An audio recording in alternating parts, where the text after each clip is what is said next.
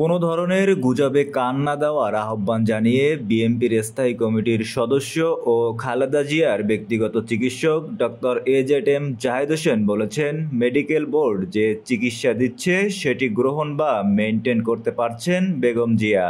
এদিকে খালেদা জিয়াকে অতি গুরুত্বপূর্ণ ব্যক্তি ঘোষণা করেছে সরকার। এরপরেই তাকে স্পেশাল সিকিউরিটি ফোর্স এসএসএফ নিরাপত্তা দেওয়া শুরু করেছে। বিষয়টি নিশ্চিত করেন বিএনপির মিডিয়া সেলের সদস্য সায়রুল কবির খান। এর আগে গত 23 নভেম্বর থেকে রাজধানীর এভার কেয়ার হাসপাতালে চিকিৎসাধীন রয়েছেন বেগম জিয়া।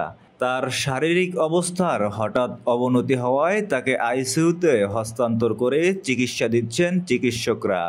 খালেদা জিয়ার ব্যক্তিগত চিকিৎসক ডক্টর জাহিদ বলেন, আমাদের ভারপ্রাপ্ত চেয়ারম্যান তারেক রহমান আমাদের সবাইকে অনুরোধ করেছেন ধৈর্য ধারণ করার জন্য এবং উনি সার্বক্ষণিক বিরামহীনভাবে দেশ বিদেশি চিকিৎসকদের সমন্বয়ে গঠিত মেডিকেল টিমের সঙ্গে যোগাযোগ রাখছেন।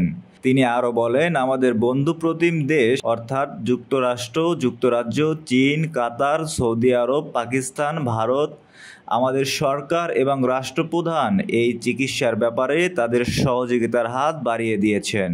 মঙ্গলবার দুপুর 12:30টার দিকে রাজধানীর এভার কেয়ার হাসপাতালের সামনে এক সংবাদ সম্মেলনে একথা বলে বিএনপি চেয়ারপারসনের সুস্থতার জন্য দেশবাসীর কাছে দোয়া চেয়েছেন খালেদা জিয়ার ব্যক্তিগত চিকিৎসক doctor AZ M Zahid Hossain.